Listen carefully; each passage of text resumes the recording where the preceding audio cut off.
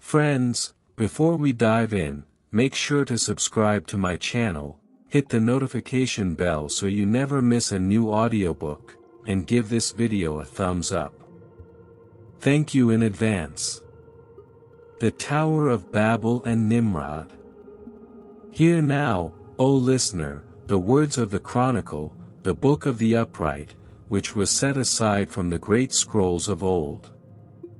This is the account of the generations that sprang from the loins of Noah, after the waters of the great deluge had receded, and the earth, washed clean of its corruption, was given anew into the stewardship of man. The sons of Noah, Shem, Ham, and Japheth, and their wives, and their children, were fruitful. They multiplied upon the face of the barren world, a trickle of life that became a stream, and the stream, a great river of humanity. In the beginning, they were of one tongue, one speech. The words that passed between a man of Japheth and a woman of Shem were as clear as spring water. There was no confusion, no hidden meaning in the space between a thought and its utterance. Their purpose was singular, to fill the earth, as they had been commanded. For a time, they journeyed eastward from the mountains of Ararat, a vast caravan of families and flocks. They found a plain in the land of Shinar, a broad and level expanse, cradled by two great rivers. The soil was rich, the stone plentiful. And they said to one another, "Here we shall cease our wandering. Here we shall build." And so they built a city. Not for glory, at first, but for shelter. Not for defiance, but for community. They baked bricks in the fire until they were like stone, and they used bitumen for mortar, and the walls began to rise. It was a humble beginning, a gathering of dwellings for a people who had known only the rootless path. They named the city Babel, for it was in the plain where they had found a semblance of peace. But in the heart of one man, a different design was taking shape. A son was born to Cush, who was the son of Ham, who was the son of Noah. And they named this child Nimrod. From his youth, he was set apart. Not in wisdom or in piety, but in a raw, untamed strength of will and body. While other boys played, Nimrod hunted. He learned the craft of the bow and the spear, and he grew to understand the language of the wild, the chase, the kill. The chronicles say that Nimrod was a mighty hunter before the face of the Lord. But understand the weight of those words. He did not hunt for the Lord, to offer sacrifice or to provide for his people. He hunted before him, in his sight, as a rival might parade his prowess before a king. He clothed himself in the skins of the lions and the leopards he slew. Men would see him returning from the wilderness, a giant form against the setting sun, the carcasses of great beasts slung over his shoulders, and a terror mixed with awe would seize their hearts. Nimrod saw their fear, and he knew its value. He gathered around him men of ambition and of violence, and he became their chief. He did not ask for their loyalty, he demanded it. He did not build a home, he forged a fortress. And the people, still remembering the chaos that preceded the flood, saw in his strength a bulwark against the unknown. They traded their freedom for the illusion of safety. In those days, the world was still being portioned out. The families of the earth were establishing their borders. And Nimrod, his power growing like a shadow at noon, looked upon the fledgling kingdom of Ashur, the son of Shem, and he coveted it. With his band of hunters-turned-warriors, he went forth into the land of Ashur and he took it. He built there 4 cities, Babel, and Erech, and Akkad, and Calneh. But the first and greatest of these was Babel, in the land of Shinar, which became the head of his kingdom, the seat of his throne. And so the city that began as a refuge for a scattered people became the capital of a singular will. The humble bricks and bitumen were now the tools of an empire. The people had sought a leader, and they had found a master. They had desired unity, and they had forged for themselves a chain. And Nimrod, the mighty hunter, now set his sights on a quarry far greater than any beast of the field. He looked to the heavens themselves, and he began to weave a plan that would echo through all the ages to come. The seed of rebellion, sown in the heart of one man, was about to sprout in the hearts of all mankind, and its shadow would fall across the plain of Shinar, reaching for the very gates of heaven. And it came to pass that the sons of men, now dwelling in the cities of Nimrod, multiplied exceedingly. The streets of Babel teemed with life, a great hive of humanity, their voices a constant, unified murmur under the open sky. But the heart of their king was not at peace.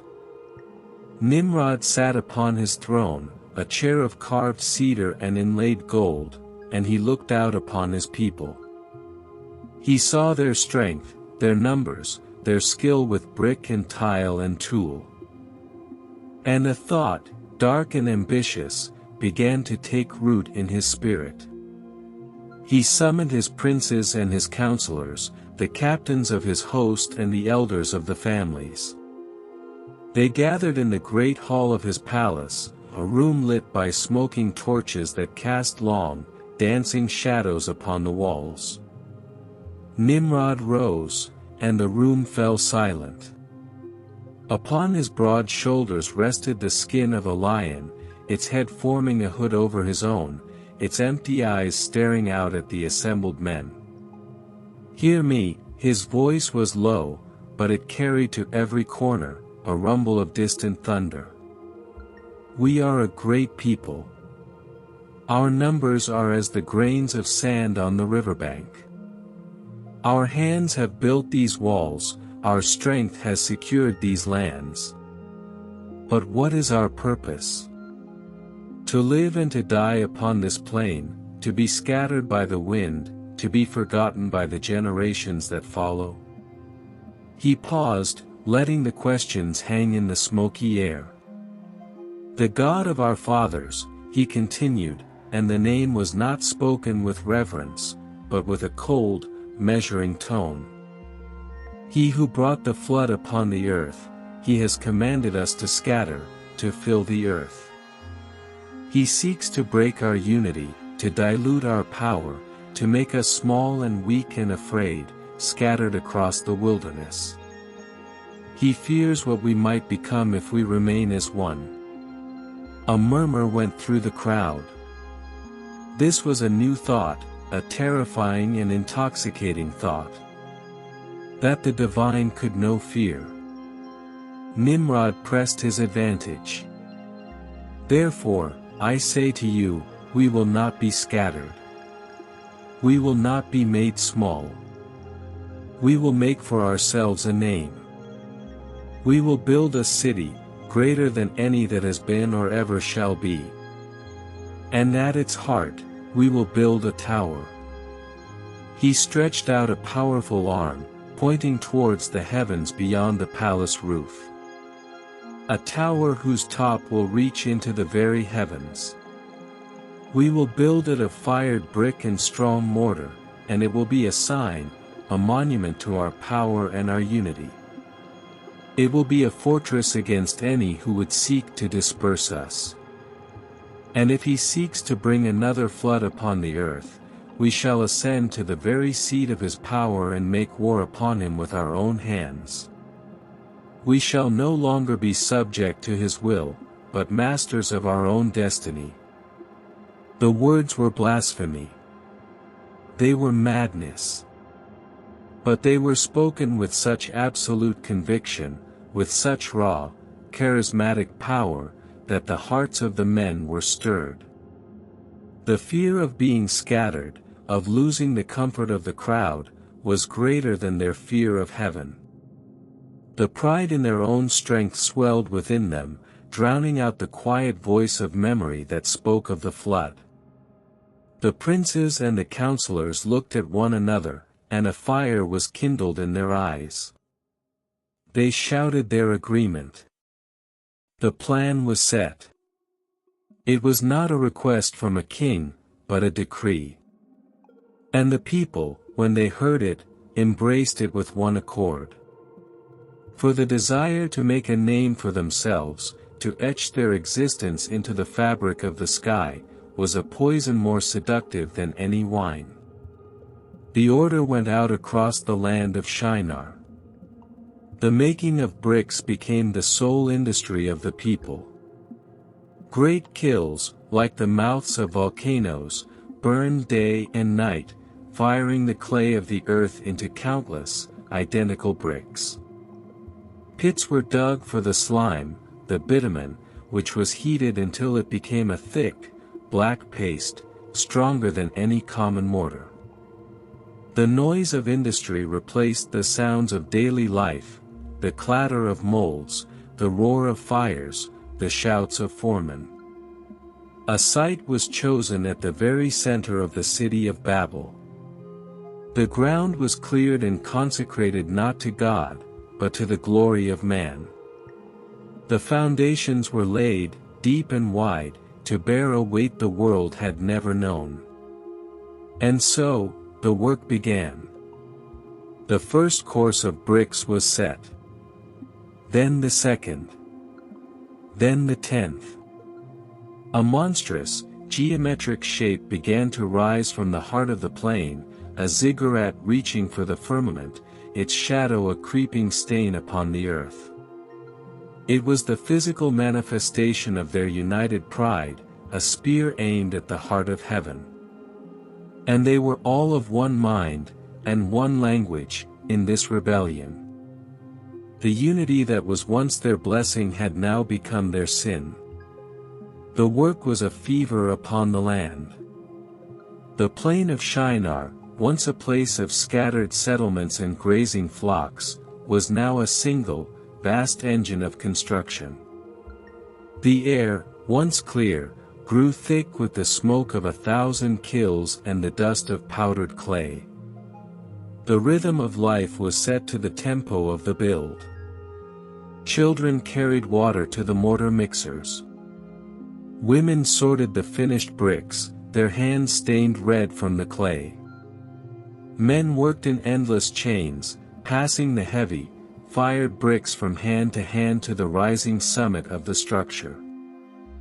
And what a structure it became! The tower was not a slender spire, but a colossal mountain of man's making, built in great, stepped tiers, each level slightly smaller than the one below. On its eastern face, a grand staircase was fashioned, wide enough for 100 men to ascend abreast. The bricks, once mere river mud, were now transformed into a terrifying geometry of power.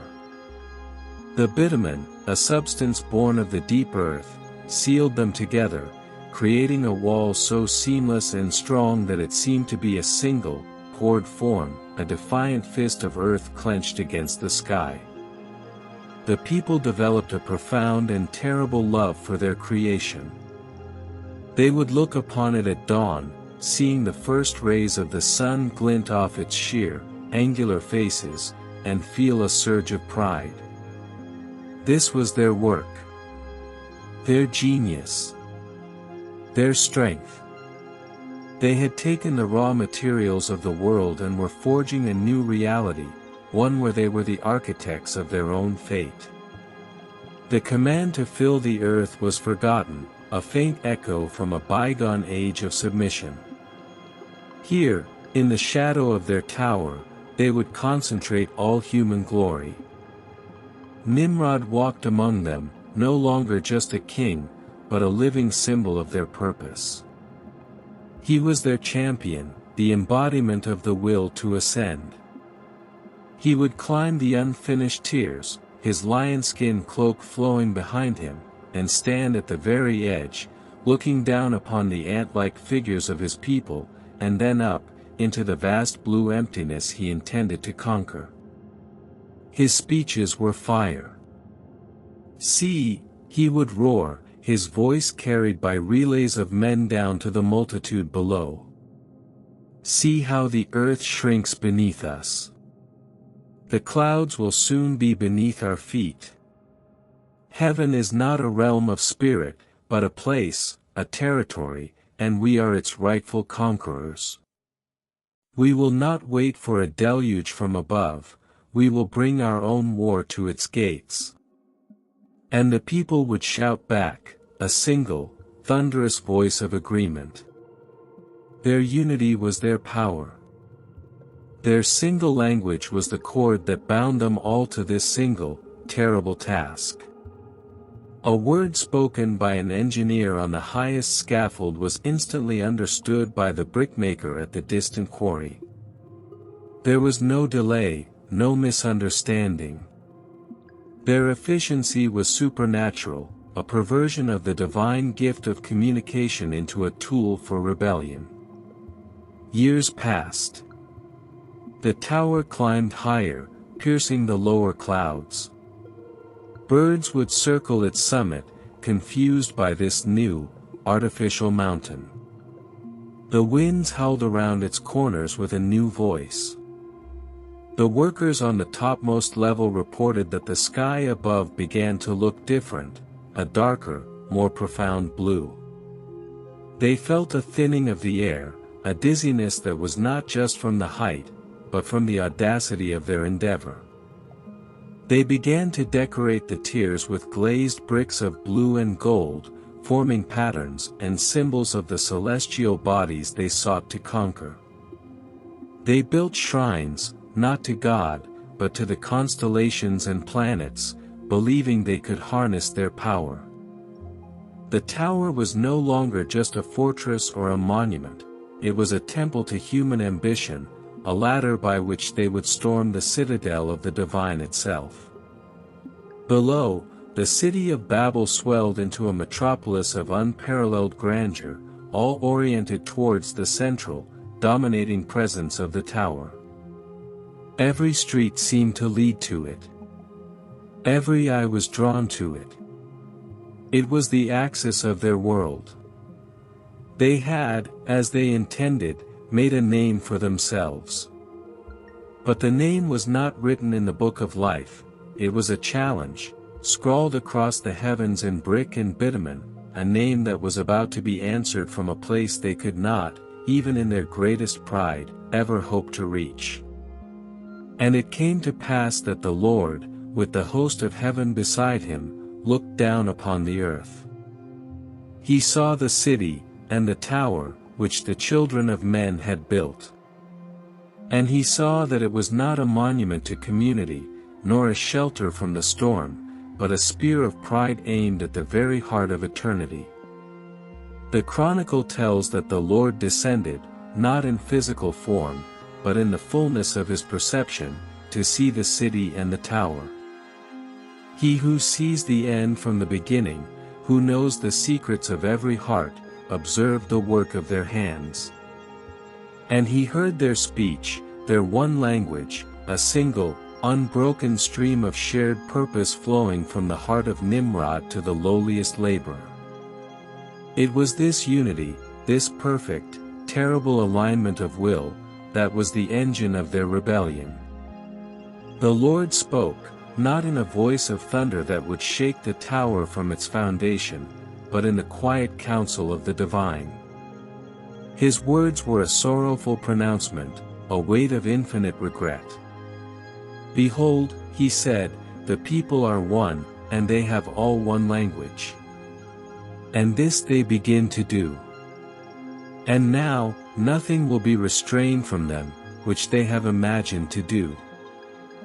The celestial machinery of judgment was set in motion.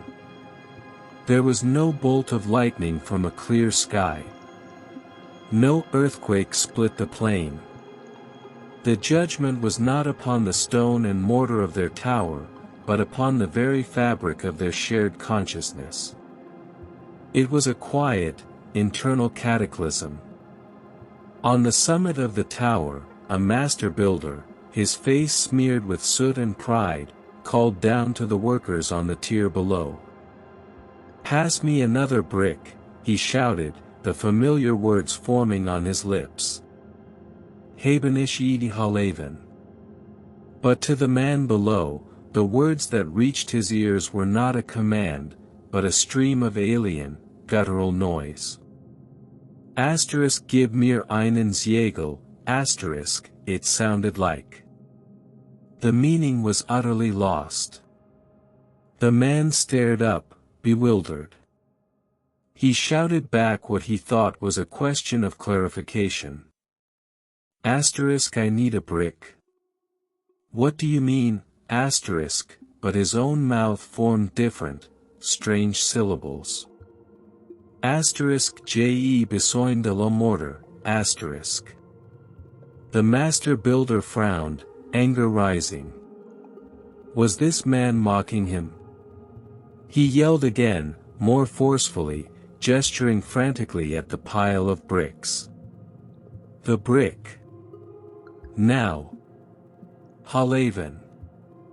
And the man below heard, la piedra. Rapido, Confusion, born in that single moment between two men, became a contagion that swept down the entire structure, through the city, across the plain. A foreman screamed an instruction to his team and was met with blank stares, then with angry retorts in a dozen different, clashing tongues.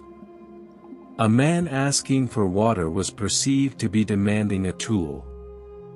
A warning cry about a loose scaffold was heard as a song, or an insult. The perfect, unified noise of industry fractured into a cacophony of babbling, a storm of meaningless sound. The cord of shared language, which had bound them so tightly to their task and to each other, was severed. In its place was a babel, a confusion. And in the heart of that confusion, the great and terrible work ground to a halt. The silence that fell was more terrifying than the previous clamor.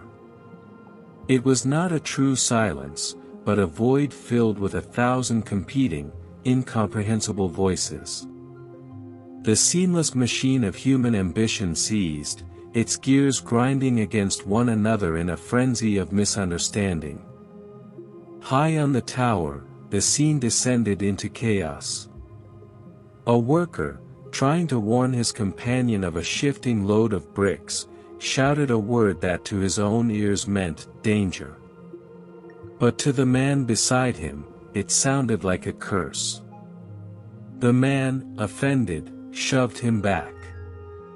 A tool was dropped, clattering down the side of the structure, and the sound sparked a wave of panic. Some heard it as a signal to attack, others as a call to retreat. Orders were shouted, but they landed on the ears of the workers as nonsense or as deliberate provocation. A man who had labored side by side with his neighbor for a decade, sharing bread and water, now looked into his friend's face and saw a stranger. The familiar features were twisted by frustration and a dawning, existential fear. The mouth moved, but the sounds that came out were the gibberish of a nightmare. The trust that had been the mortar of their society, stronger even than the bitumen between the bricks, crumbled into dust. Below, in the streets of Babel, the confusion erupted into violence. A woman, trying to gather her children, called for them in her native tongue. But the children, hearing only harsh, alien syllables, froze in fear, believing their mother was a stranger. A merchant, attempting to sell his wares, found his prices and products were now meaningless concepts. A gesture of peace was misinterpreted as a threat. A plea for help was heard as a declaration of war. The unity of purpose that had defined them was shattered, and in its place rose the primal instincts of tribalism and fear. They began to cluster, not by family or by craft, but by the sudden, miraculous accident of shared language. A man would hear a fragment of speech that he understood and would cling to that speaker like a drowning man to driftwood.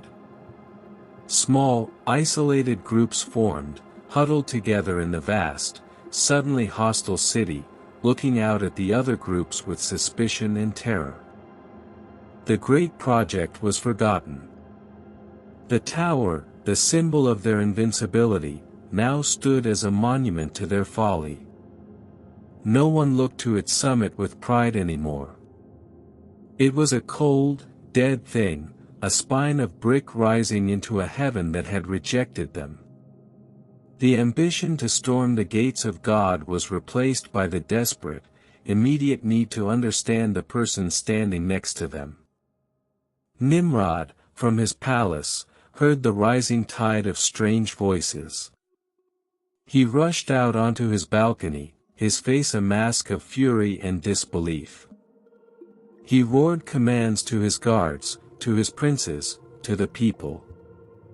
But his mighty voice, which had once stirred the hearts of thousands to a single purpose, was now just another noise in the chaotic symphony. Some heard his shouts as the bellowing of a beast, others as the ravings of a madman. His authority, built entirely upon the shared understanding of his word, evaporated into the babbling air. He was powerless. The confusion of tongues was a judgment that no strength of arm could defy, no cunning could outwit. He watched his kingdom, his life's work, disintegrate before his eyes. The people were no longer his people. They were a collection of frightened, warring tribes trapped in a city that had become a prison of sound. The scattering had begun, not as a physical migration, but as a spiritual and social schism that ran deeper than any river. The single river of humanity had been broken into 1,000 scattered, conflicting streams. The judgment was complete, and its consequence was as inexorable as the turning of the earth. The confusion of tongues did not merely halt the construction, it made the continuation of life in Babel impossible. The city, designed for a single, unified people, became a cage of dissonance. The shared history, the common law, the collective memory, all were rendered void by the inability to communicate them. What began as clusters of understanding amidst the chaos soon hardened into distinct factions. A group that found they shared a common speech would gather their families and possessions, casting fearful and hostile glances at the other groups, whose languages sounded to them like the chattering of animals or the whispers of demons. The trust that had once woven the social fabric was torn, and in its place was a raw, territorial suspicion. The great, unified river of humanity that had flowed into Shinar now broke into countless separate streams, each seeking its own path away from the cursed plain. They did not leave with a plan or a destination. They fled, driven by a divine imperative they could no longer understand, but could only feel in the deep, cellular terror of being surrounded by the incomprehensible.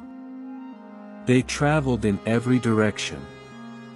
Some, remembering the old command to fill the earth, saw their exile as a grim fulfillment. Others moved simply to put as much distance as possible between themselves and the accursed tower, whose shadow seemed to cling to them like a shroud. They crossed rivers and mountains, traversed deserts and forests. And as they traveled, a new and profound mystery took hold. The very earth itself seemed to respond to the divine judgment. The chronicles speak of a great and terrible shaking, a rearrangement of the continents. Where there had been one vast, connected landmass, the seas now rushed in, creating divisions, carving out islands, peninsulas, and new coastlines.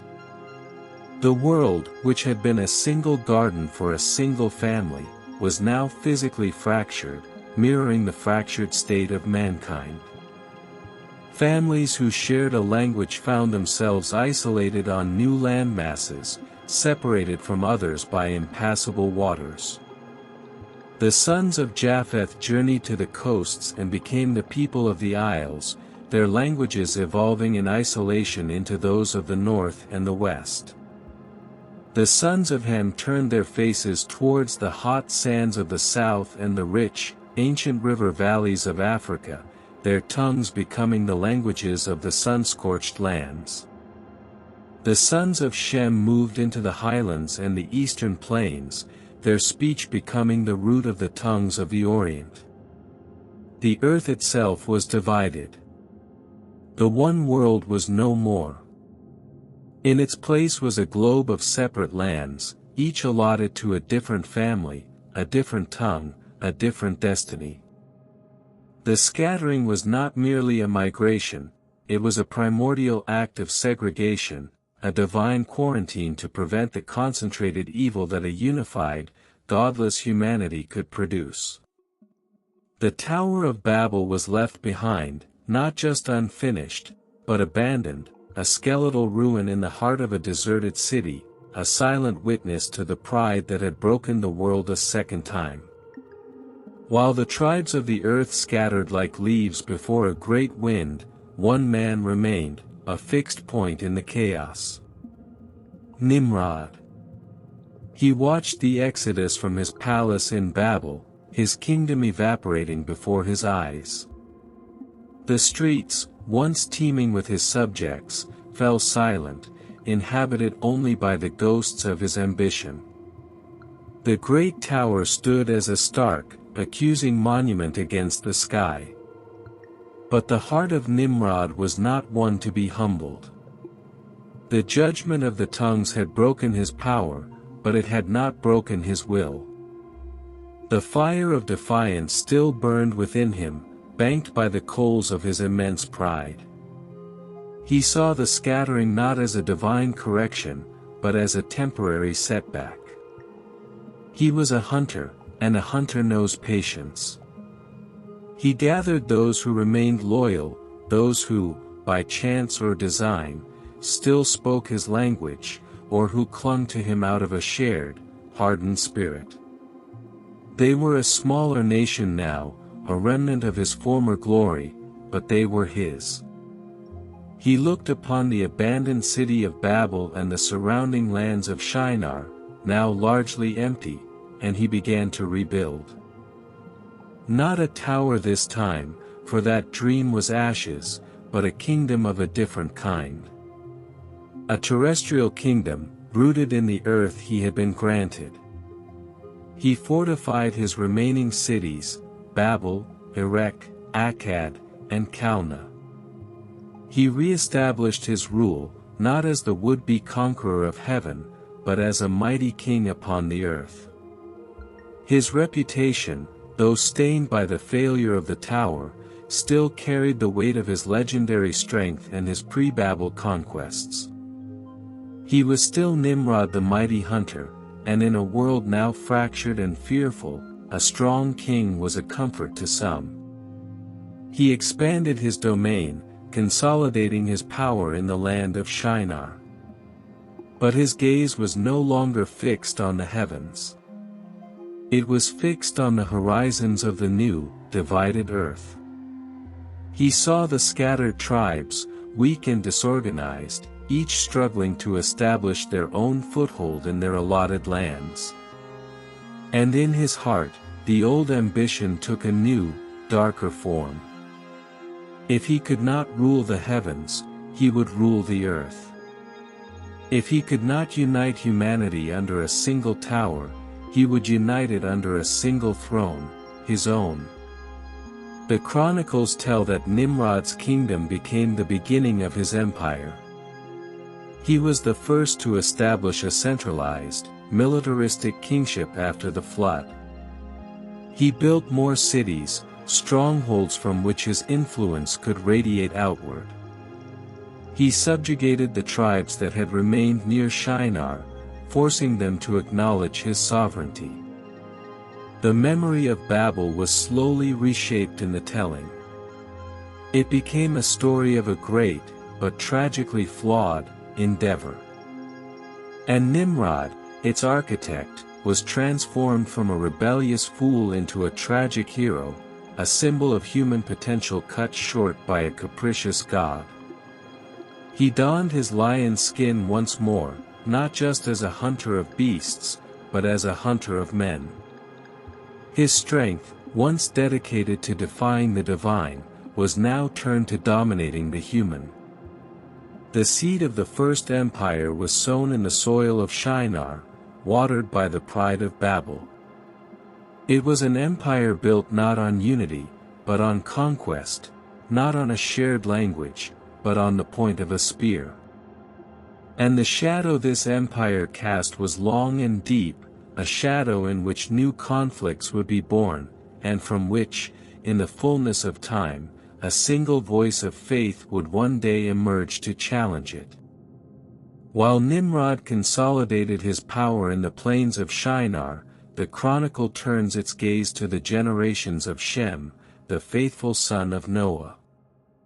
For it was through this line that the thread of the promise, the memory of the one God, was most carefully preserved. They did not dwell in the great cities of the plain, but journeyed eastward, settling in the highlands and establishing their clans far from the shadow of the tower. Their tongues, though now distinct from the tongues of Ham and Japheth, held echoes of the primal speech. Their stories, passed from father to son, were not of bricks reaching for heaven, but of an altar built by Noah in gratitude upon the clean earth after the flood. They spoke of a covenant, a vow set in the clouds, a sign that the world would not again be destroyed by water. Theirs was a legacy of quiet obedience, a patient waiting in the lands allotted to them. The generations unfolded in a sacred rhythm, Arpat Shad, Shelah, Eber. The chronicle marks their years, their births, their deaths, with a solemn regularity that stands in stark contrast to the violent upheavals of Nimrod's kingdom. In the line of Shem, there was no empire building, no hunt for glory. There was only the slow, steady passing of the torch of memory. It was in the days of Peleg, the son of Eber, that a sign was given, a name that echoed the great judgment. For Peleg means division. And in his days, the chronicle solemnly records, the earth was divided. This was the final, physical act of the scattering, the cataclysm that tore the continents asunder, creating the seas between the families of mankind. The name Peleg was a living memorial, a whisper in the lineage of Shem that reminded all who heard it of the pride of Babel and the price that was paid. And from Eber came the Hebrews, a people defined not by a king or a city, but by their ancestor, their language, and their tenacious hold on the old ways. They were a people set apart, even among the scattered clans. They watched the world from their highlands. They saw the smoke rising from the forges of Nimrod's new cities. They heard the whispers of his growing power, the tales of his strength and his cruelty.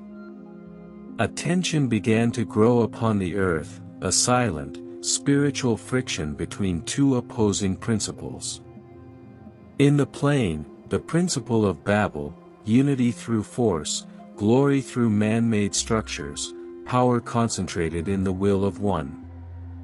In the highlands, the principle of the promise, faith in the unseen, a covenant remembered, a people waiting in hope, their strength dispersed among the tents of their fathers. The world, in its fractured state, was becoming a stage. The players were taking their positions. On one side, the towering figure of Nimrod, the king of Shinar, the embodiment of human power, defiant and unrepentant. On the other, the quiet, patient line of Shem, a thread of light growing dimmer in a world descending again into the worship of power and the works of men's hands. The stage was set for a conflict not of armies, but of souls. The seed of the woman and the seed of the serpent were preparing for a new struggle. And the next generation in the line of Shem was Ru, and after him Serach, and after him Nahor. And the chronicle waits, with bated breath, for the birth of a son in the days of Terah, the son of Nahor. For from that line, a voice would one day cry out against the silence left by Babel. In the wake of the scattering, a new darkness began to creep over the hearts of men. The memory of the one God, the creator of heaven and earth, grew faint in many of the scattered nations. They found themselves in a vast, unfamiliar world, filled with terrors they did not understand, the fury of storms, the mystery of the sun and moon, the unpredictable ferocity of wild beasts. Their unified understanding of the divine was lost, and in its absence, fear bred invention. They began to fashion gods from the elements of the world around them. They saw the sun, that great giver of light and life, and they bowed down to it. They beheld the moon, ruling the night with its cool, silent power, and they built altars to it. They trembled before the lightning and the rain, and they gave them names and sought to appease them. They carved figures from wood and stone, shapes of men and animals, and they invested these lifeless forms with power, praying to the work of their own hands for protection and provision. This was the second, more insidious rebellion. The first, at Babel, was an act of open defiance, a direct challenge. This was a slow, spiritual decay, a forgetting. They exchanged the glory of the incorruptible God for images resembling corruptible man, and birds, and animals, and creeping things. The knowledge that had been passed down from Noah became twisted, diluted, and lost in 1,000 different mythologies.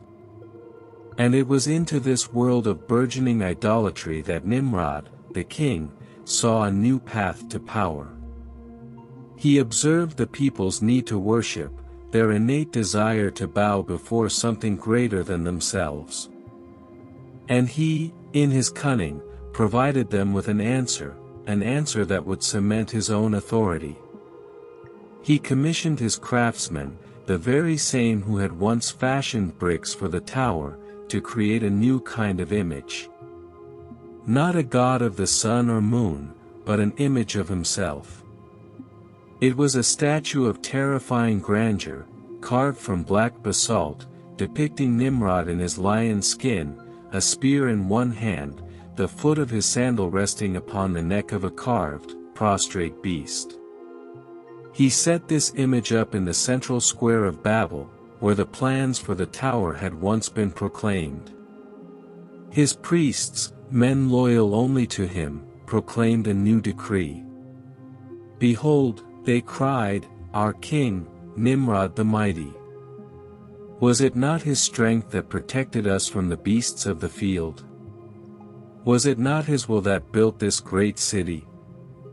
It was by his command that we dared to challenge heaven itself.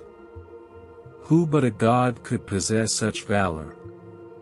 Who but a god could command such loyalty? Let us therefore offer sacrifices to him, that his favor may remain upon us, and that his strength may be our shield. The people, their minds already clouded by the new idolatries, were easily swayed.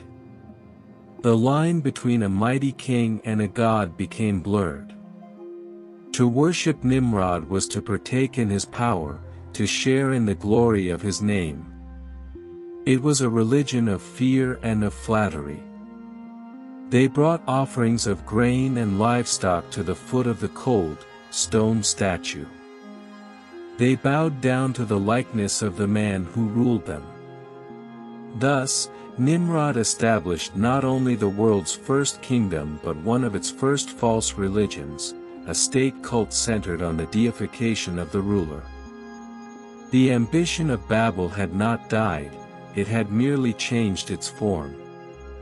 Having failed to make a name for himself by building a tower to heaven, he now made himself a god on earth. And the people, scattered in their understanding of the true God, were all too willing to kneel. The spiritual darkness deepened, and the silence from the heavens grew more profound, a stillness waiting to be broken by a single, faithful voice. The chronicle now draws its first great scroll to a close, the scent of brick dust and bitumen giving way to the dry, ancient smell of parchment and prophecy. The tale of the tower and the scattering is complete, but the story of the world, fractured and groaning, has only just begun. We leave the plain of Shinar, where Nimrod, the God-King, sits upon his earthly throne, his stone eyes staring out over a kingdom built on pride and fear. The unified voice of mankind has been shattered into 1,000 fragments, and each fragment has become a new language, a new people, a new nation, often with its own new, invented God. But the chronicle, the book of the upright, is not merely a record of judgment. It is a testament to a thread, a single, unbroken line of silver in the deepening gloom. It is the line of Shem, of Eber, of Peleg. The narrative, which has dwelt upon the grandiose failure of Babel, now turns its quiet, insistent gaze to the generations that are but names to most, but are, in truth, the bearers of a fragile flame. For in the city of Ur of the Chaldees, a city that has embraced the idolatry of Nimrod's legacy, a man named Terah, son of Nahor, is raising a family. He is a man of his time, perhaps even a maker of the very idols his people worship.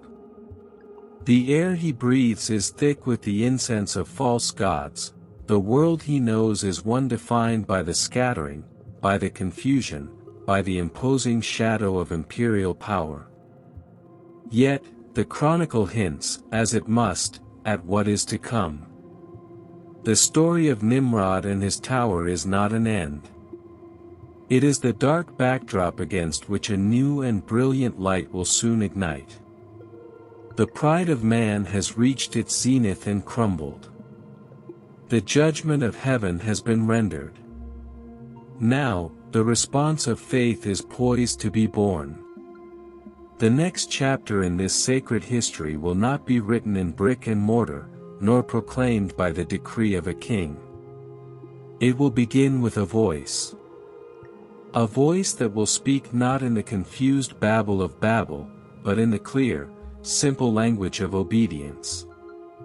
A voice that will answer a call to leave this land of idols, to journey forth into the unknown, trusting not in a tower of his own building, but in the promise of the one who built the heavens and the earth.